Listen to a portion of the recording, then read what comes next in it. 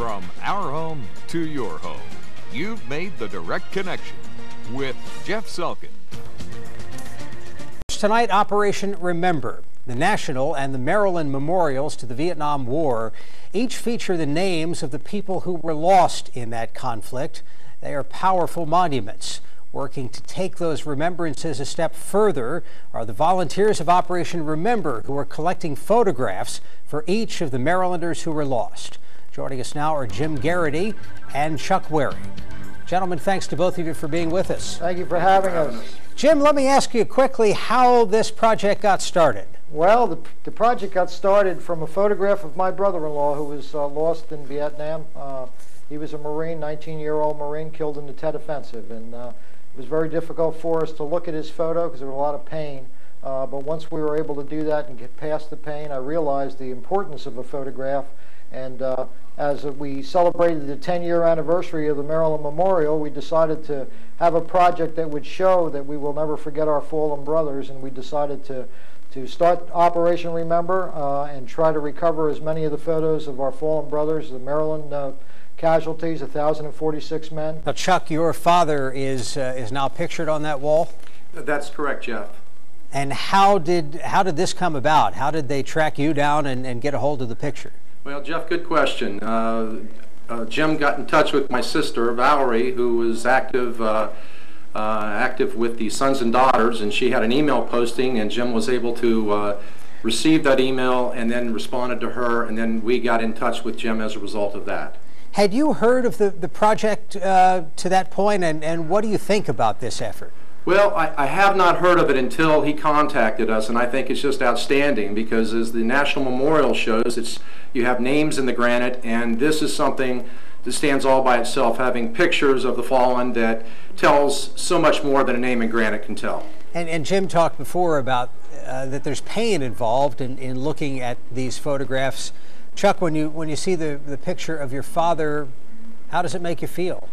Well, it's one of pride first, and then yet it does in fact bring up old emotions and open some old wounds. But yet it's part of the healing process. And it's one of those things, Jim, I guess we're looking at some of the pictures and it just seems endless. We're seeing just the quantity, the number of these photographs and individuals makes a tremendous impression. Well, Jeff, you know, we've recovered 870 photos at this point. We still are looking for 176 more. So those remaining pictures are obviously the toughest ones to get. What sort of situations are these where it's not so easy? Well, you know, many families have moved away from Maryland, or the parents perhaps have passed on.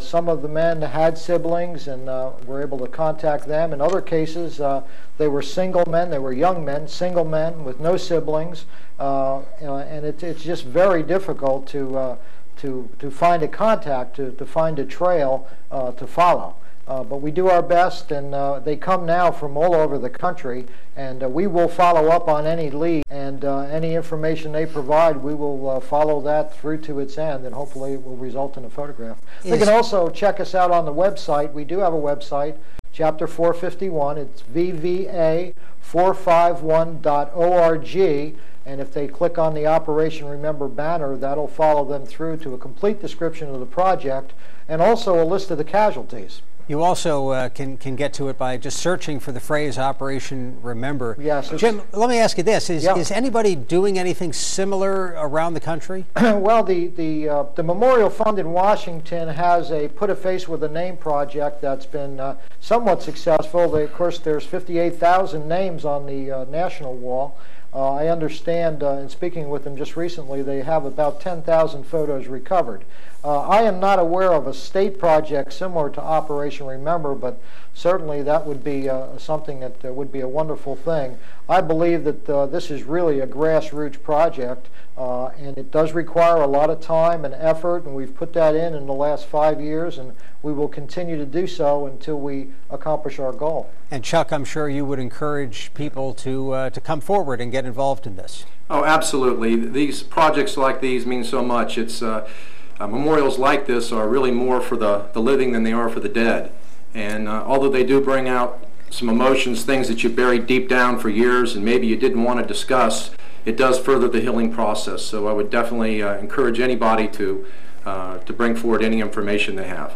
And Jim, when your work is complete here, what do you plan to do with all the photographs? Well, actually, we've already started work on that. Our intention when we started was to donate all of the materials that we recovered to the Maryland State Archives.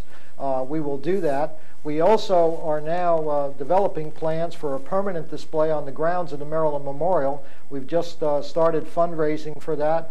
We do have a design, which people can see from the website. Well, Jim Gerity and Chuck Waring, I'd like to thank both of you for being with us. We appreciate it. Thank you again for having us on.